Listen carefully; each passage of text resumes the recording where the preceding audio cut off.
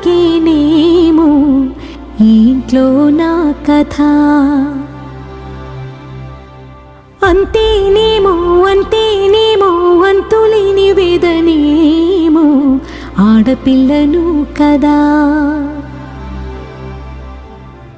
మళ్ళీ తిరిగి అడుగేసేది వచ్చిపోయే చుట్టూలానే. నేను పుట్టి పెరిగిన ఊరికి ఇంకా పైన పొరుగురిదాన్ని.